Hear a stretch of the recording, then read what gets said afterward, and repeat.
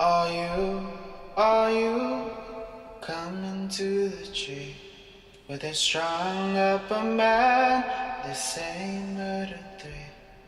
Strange things that happen here. No stranger would it be if we met at midnight in the hanging tree. Welcome to Strange Things, broadcasting from the Arkanasa Radio Studios in Laredo, Texas.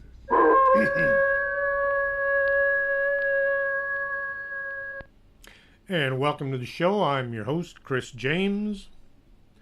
Once more, you'll want to make a note on your calendar. That's this Sunday, September 30th, 2018. Ricardo Rodriguez will be taking on the Laredo Kid. 820 Gale Street here in Laredo, Texas. That's the Iron Body Gym right behind the Texas Discount Furniture Warehouse. The first match will be at 6:30, so get there on time to enjoy some of the food they'll have on site. It's only $10 at the gate, and kids are just $3. It's BYOB. Now come on down and cheer on your favorite or just enjoy the evening. That's Sunday, September 30th at 820 Gale Street here in Laredo. It's almost my favorite holiday, Halloween. It's just around the corner. All the good movies will be on TV. Yes, indeed, the Sanderson sisters will be showing up once more. Last year, a young woman showed up at our house dressed like Winifred. She had the entire outfit. Even her hair was done up in double-top buns. She had been carrying around the book, but had to leave it in her car because it just weighed too much. Samhain was the first and most important of the quarter-year celebrations. October 31st to November 1st. The festival marks the end of the harvest season and the beginning of the winter, or the darker half of the year. Throughout Ireland and Britain, the festivities included rituals and games which were intended to foretell one's future. Death and marriage were commonly inquired into. They used apples and nuts, which were for divination rituals. They included bobbing for apples and nut roasting, scrying or mirror gazing.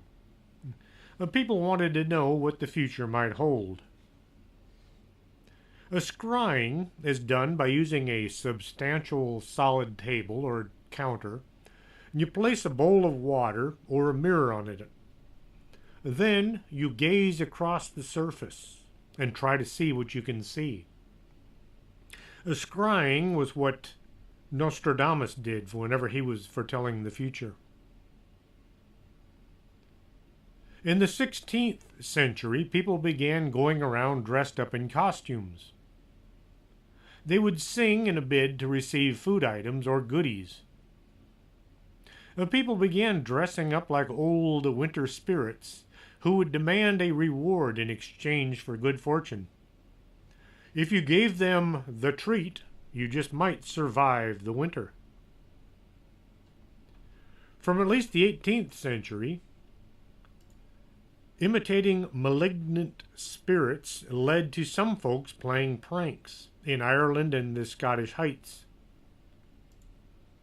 Wearing costumes and playing pranks at Halloween spread to England in the 20th century. More of the tricks and less of the treats. The Puritans not only opposed Halloween, they didn't want Christmas either. The Puritans were a bunch of stuck-up folks who didn't want anybody having any fun. I remember when kids were being encouraged to go trick-or-treating for UNICEF.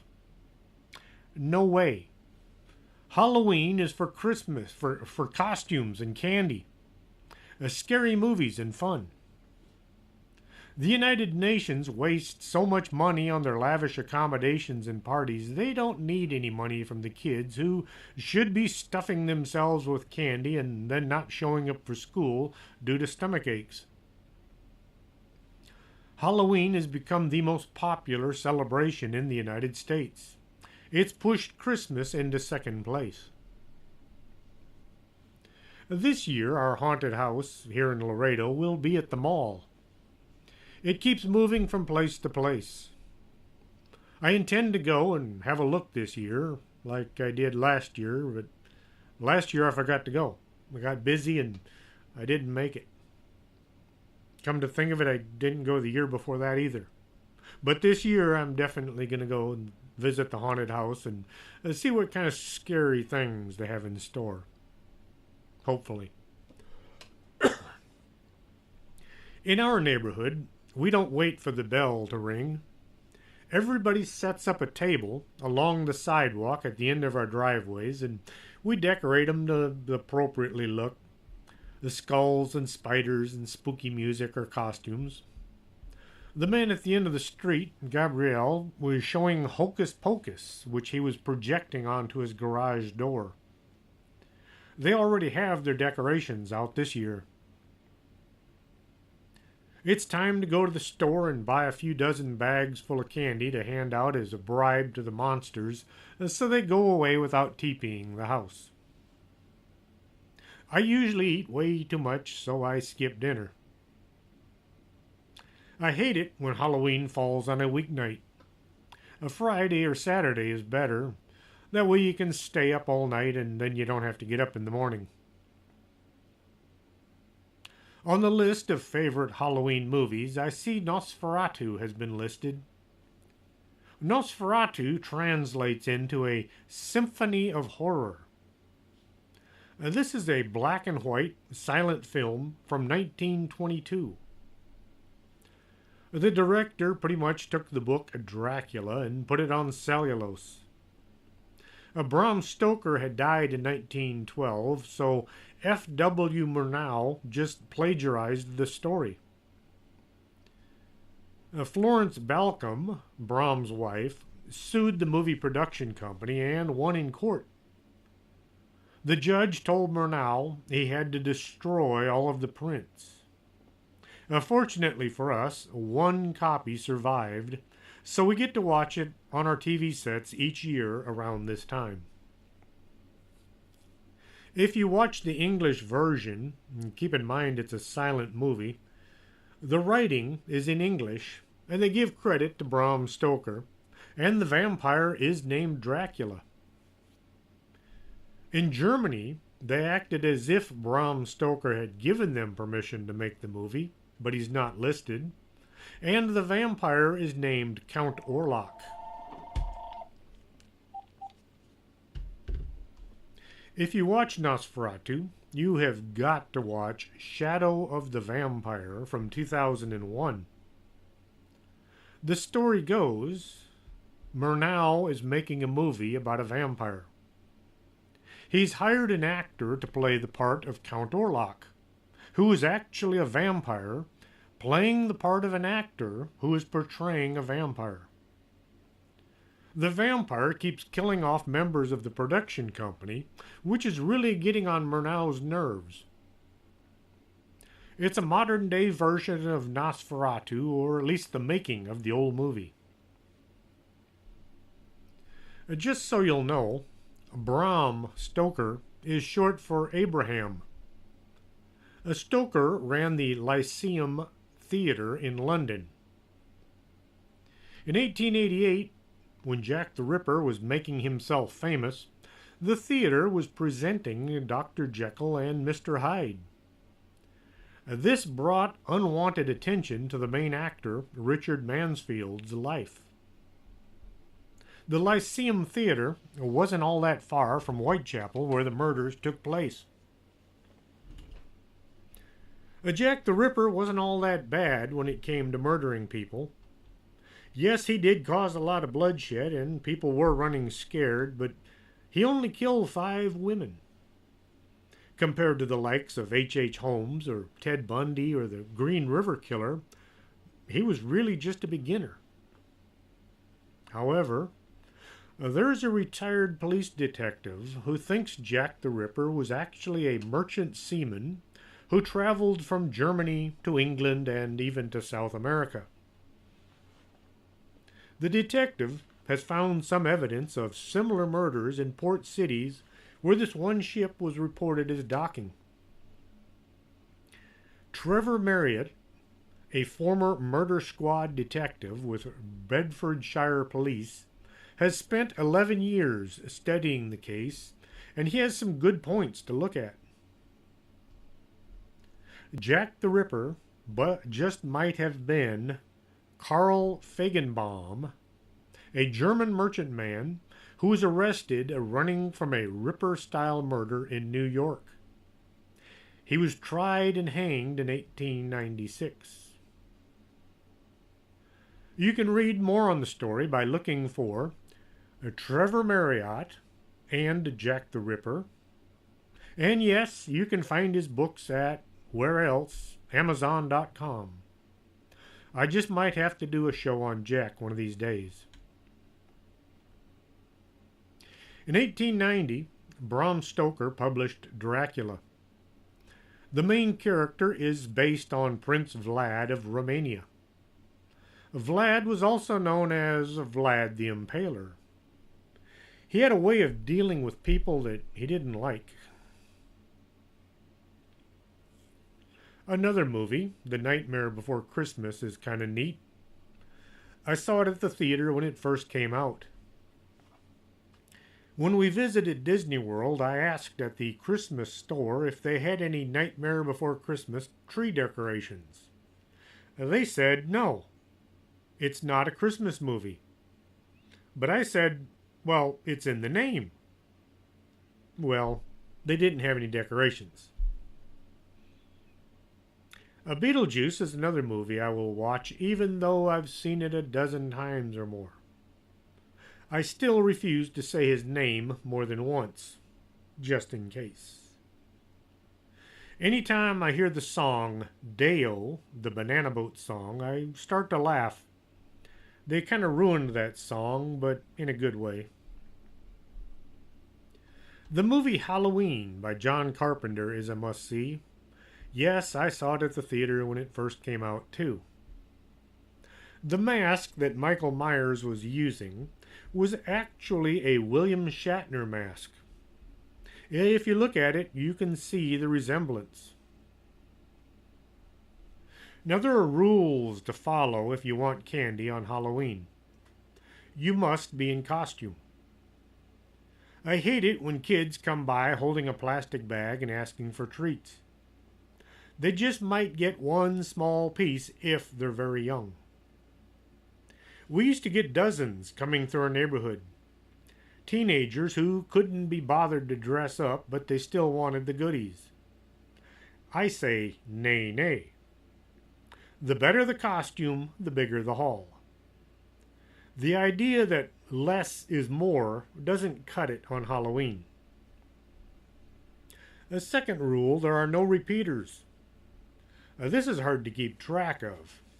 On more than one occasion, I've seen what looked like the same kid only to realize there were a few kids dressed the same. We had a whole slew of witches last year. They really had the whole outfit going. Not just the pointy hat, they had green skin and a pointy nose to go with it. This year, I hope I don't get carried away and spend so much money on candy that I can't afford food, but we'll see. A man from Virginia has turned himself in to the FBI, claiming that he is guilty of killing over 30 people. He said he was responsible for shooting the 16th President of the United States, Abraham Lincoln. A 71-year-old Leroy Timothy Anderson says he has been working for the CIA for 35 years as a time-traveling assassin. His work took him back as far as 1678 and forward to 2239. He said he did this as his patriotic duty, and he was sanctioned to kill all of these people for the good of our country. Mr. Anderson said he worked on Project Kronos, which was given its name from the Greek god in charge of time. Now, Leroy is scared that the CIA might come after him to stop him from telling too much. Really, if the CIA wanted to kill Leroy, he'd be dead already, since they would simply go back in time and kill him before he could make contact with the feds. Or maybe they already have. This is the problem with time travel. You can't prove or disprove it because the evidence is already destroyed before you see it.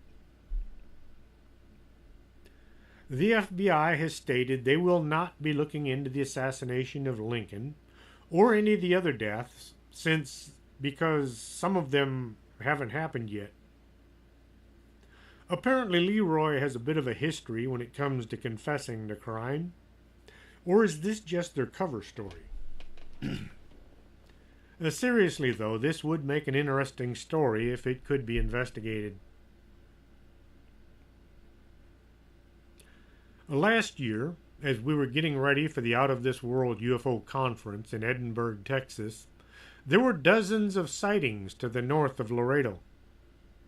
An area from Laredo to Pearsall to Eagle Pass, which is shaped like a lap-sided triangle, was the place to be for strange sightings. Well, now it looks as if the south side is picking up.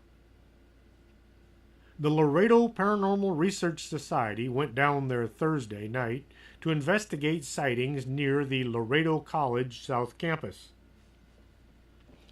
I heard some of the folks talking about lights in the sky that weren't helicopters or airplanes. The LPRS were able to capture the image on video. If you'll go to Laredo Paranormal Research Society Facebook page, you can see what they were looking at. There is something flying around with two blinking lights. Nothing like an airplane or a helicopter. Both lights were white. Apparently, folks have been seeing things in the sky down there for a while now. Could this be a hoaxer? Maybe. Until the video was closely analyzed, we won't know. Even then, if the perpetrators are good, we might not catch on. Then again, people will ask, why would a flying saucer need to use running lights? There's a thought among some UFO researchers that the light we see isn't from headlights or running lights, but from their source of energy. Since energy can neither be created nor destroyed, only changed, then the light we see might be in connection with the engines of the flying craft, giving off light as the energy is being used to power the craft. Then, why would the aliens not do something to shield the light? Really, why bother if so many people looking up at the sky who see a UFO will then convince themselves they saw something else? Just think, maybe when the Robertson panel convened at the behest of the CIA, maybe the things from outer space were actually behind it. My wife Lourdes asked me to do a show on the Basque. She has heard a lot of things from folks concerning this group, and she wanted to know how much of it was true. The Basque come from the northern part of Spain and the southern part of France, where the two countries meet. They are an indigenous ethnic group characterized by the Basque language, a common culture, and shared ancestry to ancient Visigoths, who were a pre-Roman tribe who inhabited a territory that spanned between the upper course of the Ebro River and the southern basin of the Western Pyrenees, and Aquitanians, who were a people living in what is now southern and southwestern France. Basques are indigenous to and primarily inhabit an area traditionally known as the Basque Country, a region that is located around the western end of the Pyrenees, on the coast of the Bay of Biscay, and straddles part of the north central Spain and southwestern France. The Basque language is unrelated to any other European language. It did not derive from Latin, like Spanish, Italian, Portuguese, French, or Romanian. And it's not derived from Germanic language like German, Danish, Faroese, Icelandic, Norwegian, Gothic, and Swedish. Linguists have tried for years to figure out where the Basque language originated. They have words for things that nobody comes even slightly close in pronunciation or spelling. The theory going around is the Basque language was being used long before the Germanic or Latin speakers arrived. An analysis of Basque genetic patterns have shown the Basque genetic uniqueness predates the arrival of agriculture in the Iberian Peninsula, better known as Spain and Portugal. Oh, you never thought of Spain and Portugal as being a peninsula. Kind of like Florida, only a lot bigger. The scientists believe about 7,000 years before Europe was being inhabited, the folks were living in the area between France and Spain. Basque tribes were mentioned as being well established when the Roman troops arrived. Although it's difficult to trace back the ancestry of the Basque people, a few theories are being kicked around. Some folks say the Basque originated from Africa, but their language and genetics don't prove this. Others think they originated in Georgia, the country, not the state. But once more, the proponents of this theory don't have any linguistic or genetic evidence to support this claim. Then there's the theory that way back when man lived in caves and used rocks for tools, the earliest inhabitants of Europe decided to settle down and stay in the area just west of the Pyrenees Mountains. The thing most folks don't know about cavemen is they didn't all really live in caves. They did their paintings in caves, so their works of art would be protected from the elements. Or maybe they did them all over the place, and only the paintings that survived were the ones in caves. But most of the earliest humans lived out in the open, using tents or mud brick huts to keep the elements off. Some scientists believe the Neanderthals and modern man interbred, and the descendants became the Basque. So, if you're an evolutionist, you go along with the idea that the Basque grew out of early cavemen that moved into the area for some unknown reason and mated with modernish man. If, on the other hand, you believe in creation, then you'll need to think of where these people might have originated from. The Garden of Eden was in the Middle East. When Adam and Eve got evicted by the landlord, they moved away and had a bunch of kids. Some of these kids were adventurous and they went looking for some place to live where their nearest next-door neighbors were a long way off, like about 3,000 miles away. Now, I've known some folks I wanted to get as far away from as humanly possible, but man, that's a long walk just to cool off. Based on the lack of any relation between the Basque and the rest of Europe, this sounds like the best answer as far as I'm concerned. Had there been a gradual migration across Europe, there would have been small enclaves of people who had DNA or linguistic relations to the Basque scattered throughout Europe, but there are none. There's also the idea that aliens came to our planet hundreds of thousands of years ago and created man as a worker species. The various groups of workers were not to intermix, so they were made to look different. People were scattered all over the planet. The idea was planted in their minds they should not socialize with those that looked different. This doesn't really explain the Basques since they don't look all that much different from everybody else in Europe. In the book of Genesis in the Bible, it relates how the Nephilim produced children with humans. One was even depicted as killing Japheth, Noah's son, and taking his place, whereupon he fathered many children with Japheth's unsuspecting wife, which eventually populated much of northern Europe. Some of the Basques living in isolated areas have a legend that tells how their people are the descendants of giants. This would add credence to the idea that the Basques are the descendants of the Nephilim. I'm not saying they're descendants of fallen angels. This is a theory put out by some folks. Edgar Cayce hinted at the origins of the Basque as being Atlantis. In one of his readings, Cayce said, "Before that, we find the entity was in the land now known as or called the Pyrenees, or the land where the Atlanteans landed, and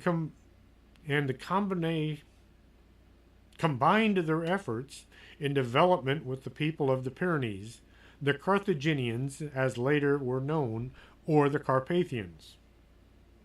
It's a bit vague, but Edgar Cayce had a way of speaking while in a trance that was open to some interpretation. When I went to Fort Knox, my blood was sucked out and tested. I was then issued a set of dog tags that stated that my blood type was A positive. This was important if I was ever injured in either an accident or during combat. The medics would be able to give me a blood transfusion without having to first type my blood. You don't want to receive the wrong blood type during a transfusion. The first sign of a transfusion gone wrong is a feeling of impending doom. This is an actual legitimate medical symptom, and doctors who regularly work with blood transfusions are told to watch for it. Other signs of mismatched blood type is the usual immune system warning flags like flu-like fever, aches and chills, as well as a burning sensation at the injection site.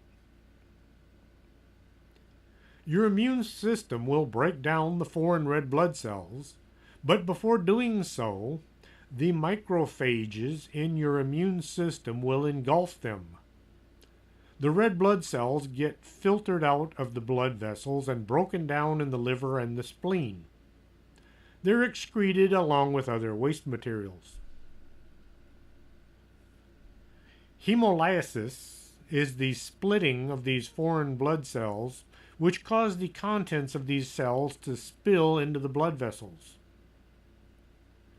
These hemoglobin spills are excreted in the urine, turning the urine a dark brown color. I have seen this in the hospital. It's called tea-colored urine, and it's pretty nasty looking.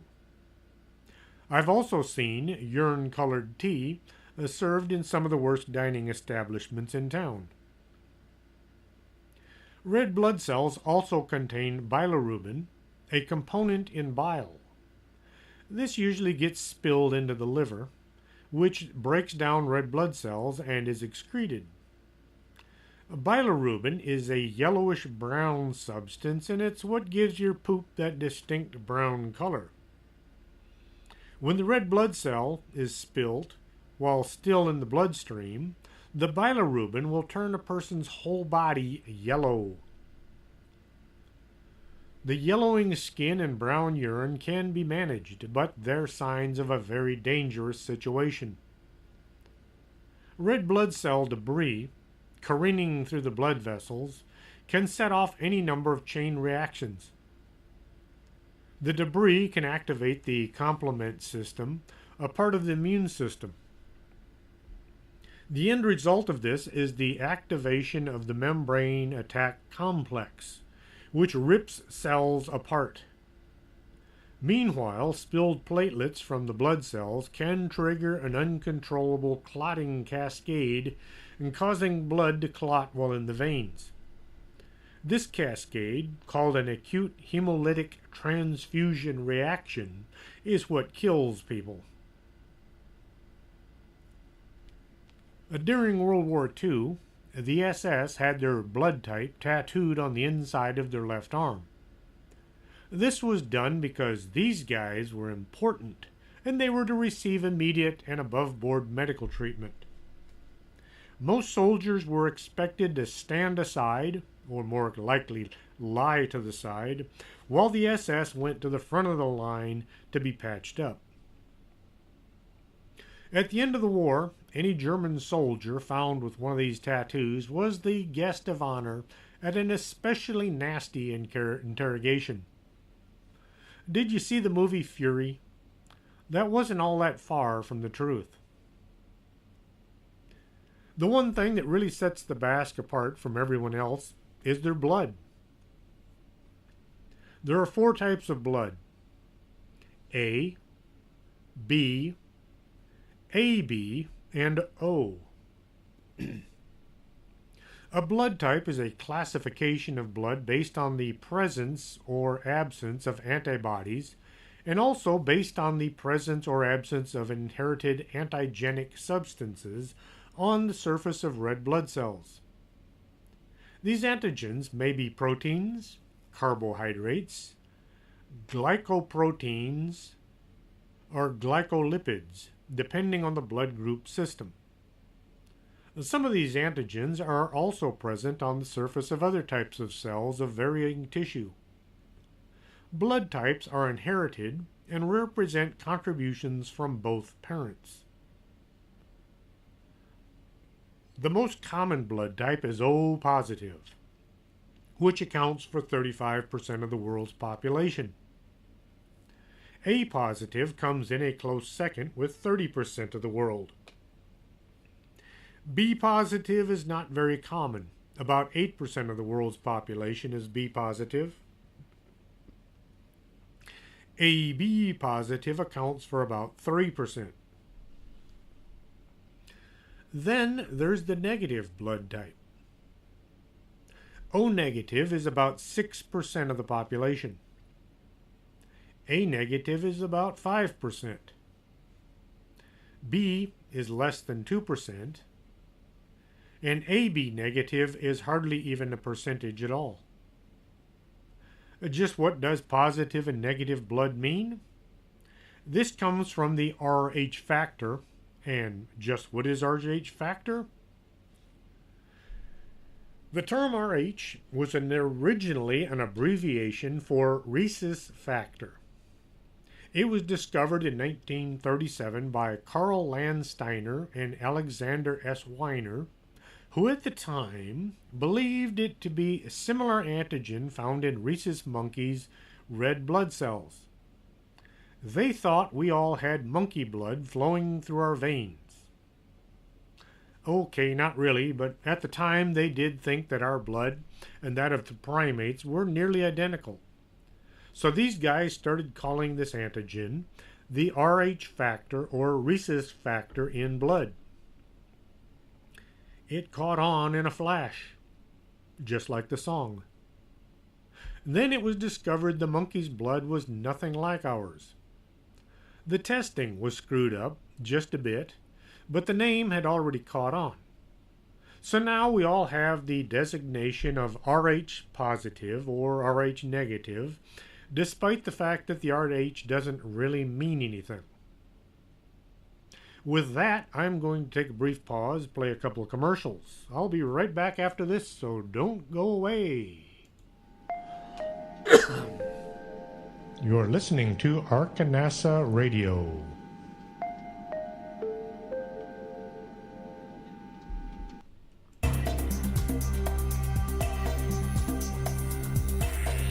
Did you hear a bump in the night and you think it just might be a ghost? Contact the Laredo Paranormal Research Society at laredoparanormal@hotmail.com That's the LPRS for all your otherworldly needs.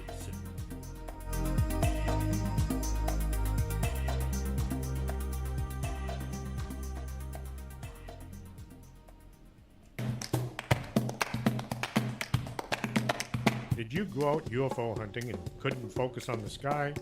Swing on by Del Norte Optical, 107 Calle del Norte, right across from the Embassy Suites.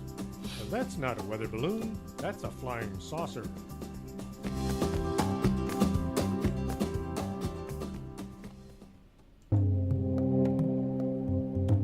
Back in 1776, someone said, "Give me coffee or give me death."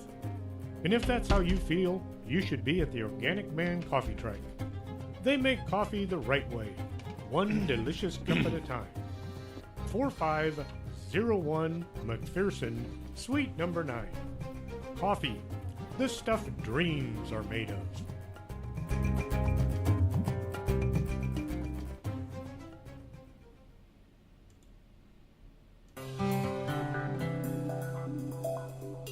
Are you taking care of your skin, or are you going to wait and see how time treats you? Take care today by contacting Lourdes James, Independent Beauty Consultant, at 956-723-3019. Don't let time get the best of you.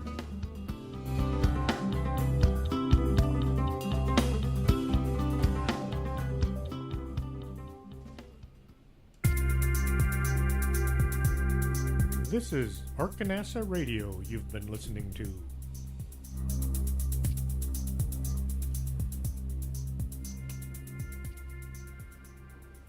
And welcome back to the show. As I was getting ready for tonight's broadcast, my cat jumped up on the desk and started messing with the mixer. Well, I had been hearing a buzzing sound inside my headphone for about the last 4 months. The buzzing went away. But she also disconnected one of the wires, which made my broadcast go from stereo to mono, which sounded weird inside my headphones. Fortunately, I think I've got everything straightened out for now, but I've got to figure out some way to keep the cat from thinking she's the engineer for the studio. Back to the Basque blood type. So just about everyone on the planet is Rh positive, except for about 9% of the population. But when it comes to the Basque folks, they come in at a whopping 50% Rh negative blood.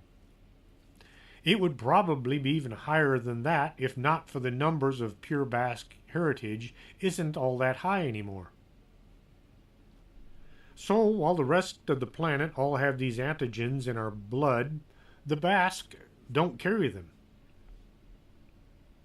Infectious diseases are caused by tiny microorganisms such as bacteria, viruses, fungi, and parasites. Proteins called antigens are carried on the cell surface of all infectious organisms.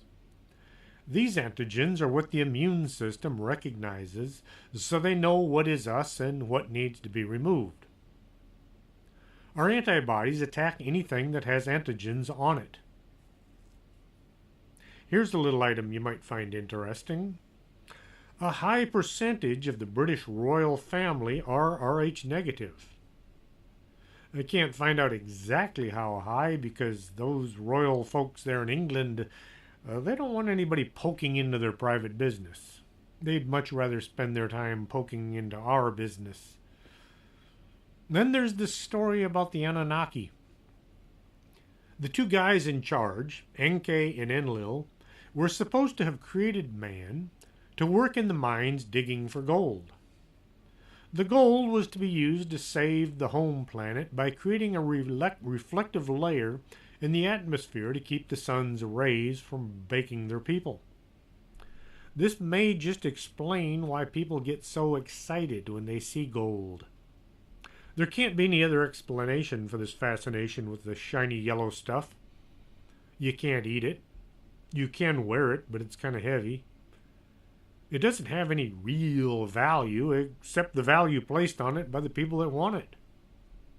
Perhaps this was genetically implanted in us by the Anunnaki, who wanted us to find gold, and so they made people get a little crazy whenever gold is around. At some point in their messing about with our forefathers' genes, Enke or Enlil, or maybe both of them, passed on some of their DNA, either through scientific work or maybe they had sex with some of the test subjects. Whichever way it happened, they passed on their blood type as well. The Anunnaki were supposed to have been Rh negative, whereas the rest of our forefathers were Rh positive. Have you ever wondered where all those European royals came from? For thousands of years, people in Europe have declared themselves rulers of every country. And these folks were all related. The King of Britain was the cousin of the Kaiser of Germany during World War I. The Tsar of Russia was also their cousin. The Queen of Holland was one of the family as well. All of these so-called royals were from the same original family, and they all claimed to be descendants from King David. Who else was a descendant of King David? Jesus was descended from King David, not only through his dad, his stepdad, but also through his mother as well. The two family trees spread way out, and then they came back together. The royals would just love for us to believe they have Jesus as one of their family tree. And this could lead to the whole debate on whether or not Jesus had any kids, but that will be for a later show. I can just picture it. Way, way, way back in about the year 1 or 200, that some mother was telling her kids a bedtime story. Just maybe she said, "You kids are all the offspring of Jesus." Or maybe that's what they think she said. And the kids grew up thinking they were related to God and therefore they should rule the world. During the first invasion of Europe by the Moors, just about every corner of the continent was taken. In 711, the Moors invaded Spain and Portugal. They then turned their sights on other parts of Europe. They conquered Sicily and parts of Italy and a little part of France as well. They didn't make it as far north as the area where the Basque lived. I couldn't find out if this was just because they stopped driving north or because the Basque people fought them off.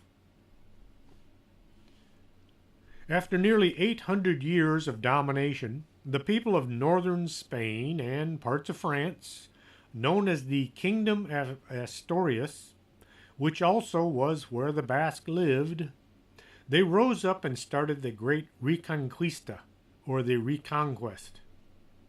They worked their way south, pushing the Moors out from every city they had occupied. Saint James, the Moor Slayer, or in Spanish, Santiago Matamoros, is the name given to the Apostle James, son of Zebedee, as a legendary, miraculous figure who appeared at the Battle of Clavijo and helped the Christians conquer the Muslim Moors. The city of Matamoros is named in his honor. Mata is Spanish for kill, and Moros is, Moors. So the city's name is Kill the Moors.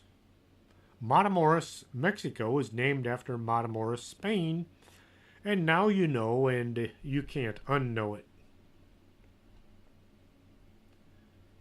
The Spanish Inquisition was aimed at weeding out Muslims who were pretending to be Catholic in public, but they maintained their religion at home. The Inquisition also took great delight in torturing and killing just about anyone they didn't like or agree with. In 1936, the Spanish Civil War began. It was touched off after the Spanish military took control of the government during a coup. President Manuel Azaña had been elected by the people of Spain, But the military thought he was too soft and he was too popular with the communists and the socialists. The politicians were so busy fighting with each other, they failed to see how the generals were maneuvering themselves and their particular units in preparation of overthrowing the government. When the day arrived, the rogue military didn't manage to capture any of the major cities. The president called for the people to rise up and support their elected government. Just over half of the military were loyal to the president as well. As things were getting out of hand, only two countries showed their support for a Spanish Republic: Mexico and Russia. The Russians were mostly there to support the communists and the socialists, but they had to help out everybody on the side during the war. Germany and Italy began shipping in weapons and men to support the uprising. The Nazi Party were using the Spanish Civil War as a training ground for their soon-to-be takeover of Europe. When people all over the world heard the Civil War was to fight the fascists, they joined in order to support the Spanish government and fight so they could stay in power. The rogue military claimed they were only trying to save Spain for the God-fearing folks who hated communism. This led to their receiving support from the church leaders. Thousands of men and women packed their bags and went to Spain to fight the fascists. They formed what is known as the International Brigade. The Abraham Lincoln Battalion from the United States and Canada, as well as some British soldiers, was a part of the International Brigade. George Orwell actually served on the side of the Republic Loyalists. He was shot, but he lived to tell about it.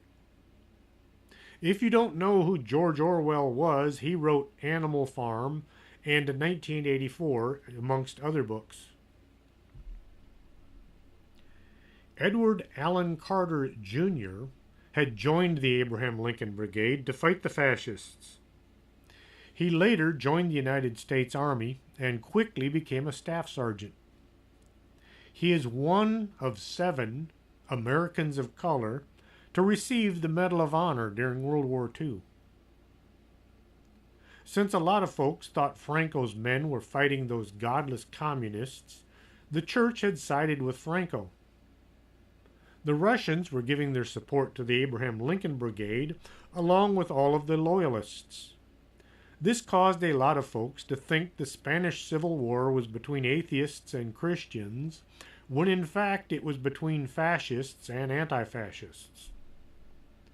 The Basque having a long and very close ties to the church.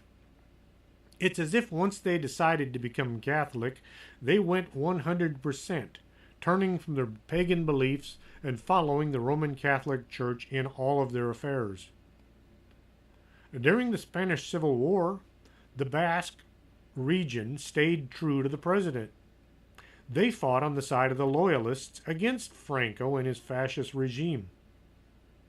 It wasn't until 1937 that the rogue military, along with the aid of the Nazi Luftwaffe and the Mussolini's ground troops, were able to overrun the Basque loyalist fighters. As the Spanish Civil War came to an end and World War II got going, many of the folks living in the Basque countryside packed their bags and moved to other countries, in countries like the United States. Most left to escape Franco's bloodthirsty reign. During Franco's reign, it was against the law to speak the Basque language. Things were done to people under Franco that today make him sound worse than the Nazis, if that's possible. Spain pretended to be neutral throughout World War II when they were secretly supporting the Nazis right up to the very end, when they helped thousands of war criminals escape to South America. The Basque have several legends and myths held over from when the common member was pagan. Paganism is a term that developed among the Christian community of southern Europe during late antiquity to describe religions other than their own. If you weren't a Christian, then you're a pagan. This included the Jews and the Muslims. The Aquileia is a plain of Zugarramurdi, which stretches out in front of the entrance to the cave called Aquilarian Les. Aquileia means field of the he-goat. Les means long river. Legend has it that in that spot and in that cavern, the witches of old would meet to do their nastiness. Well, at the time, witches were considered to be just regular members of the community, so I guess the term nastiness should be replaced by, say, rituals. Just inside the cave entrance is a hole bored through the rock, just about waist height. The story goes this hole is a window to another world, the world of the devil. He would appear in the opening to pass on his wishes to the gathered witches. The devil would appear in the form of a half-man, half-goat. This is why the area is called the Field of the He-Goat. The devil is depicted as being half-goat and half-man, but have you ever wondered why? Way back when the devil was called Lucifer, or the bringer of light, he was described as being quite handsome. Lucifer was created by God as a perfect angel. He was called Lucifer while he lived in heaven. After he sinned and persistently refused to repent, he was thrown out of heaven. When Lucifer was cast out of heaven, he lost his name and he became known as Satan. In ancient Greek religion and mythology, Pan is the god of the wild. He's the god of shepherds and flocks, nature, of mountains, rustic music, and impromptu behavior. He has a lot of things on his plate. He is commonly depicted as hanging out with nymphs. He had the hindquarters, the legs and horns of a goat. In some depictions, he is shown as being a faun or a satyr. With his homeland in rustic Arcadia, he is also recognized as the god of fields, groves, wooded glens, and often affiliated with sex.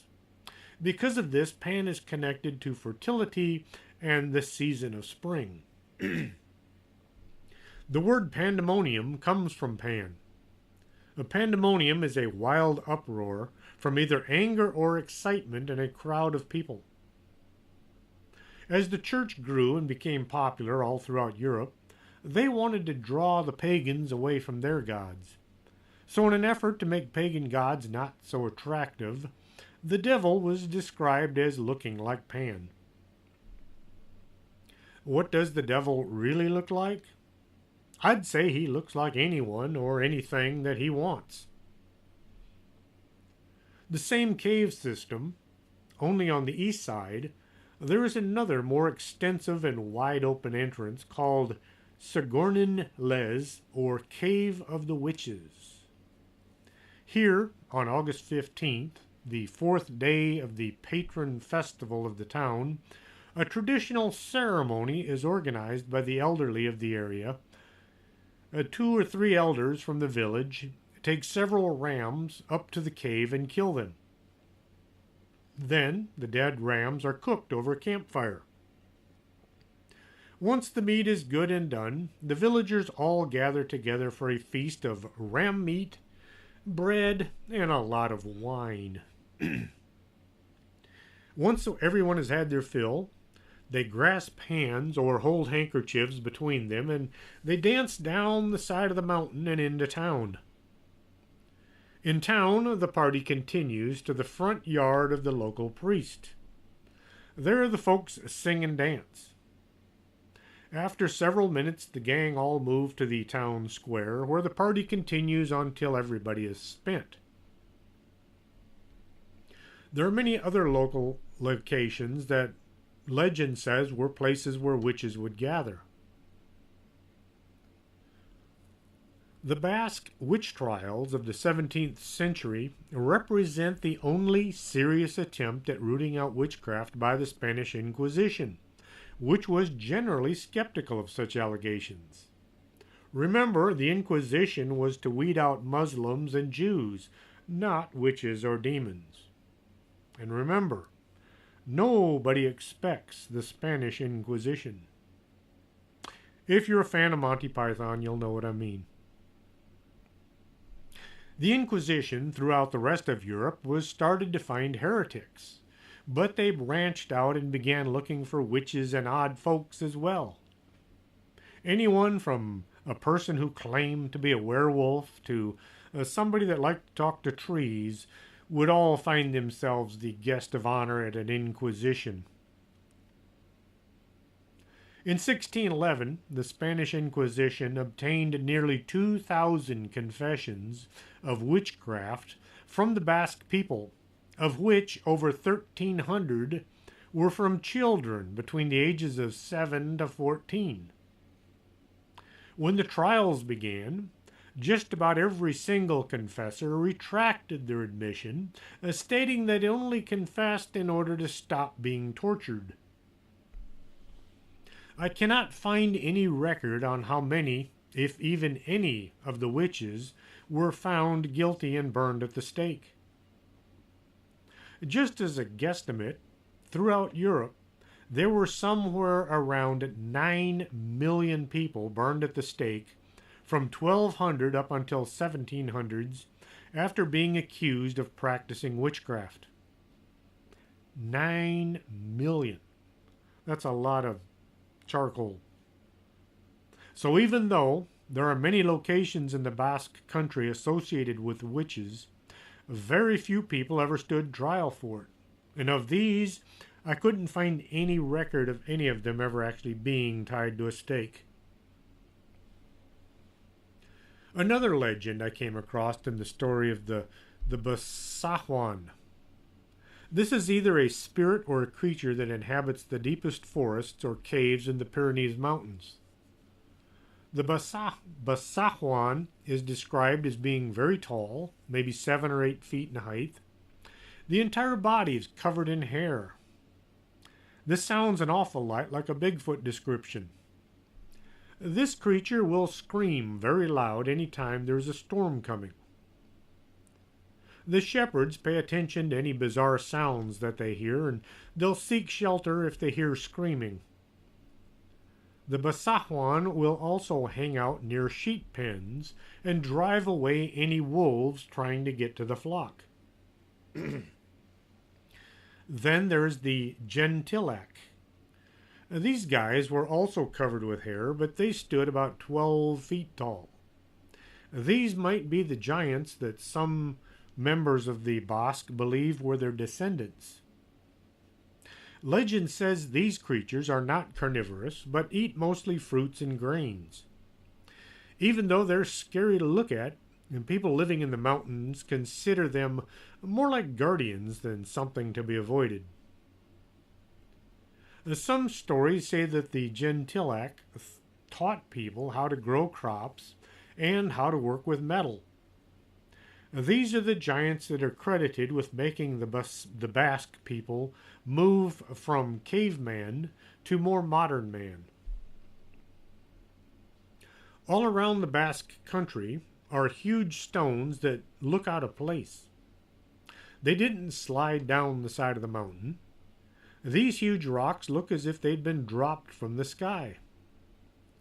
Legend says the Gentilac threw them from the next mountain over. There are also megalithic structures in the area that are credited to these giants. These structures are called dolmen and can be found all throughout Europe. Some of these constructs are 10 to 12 feet high.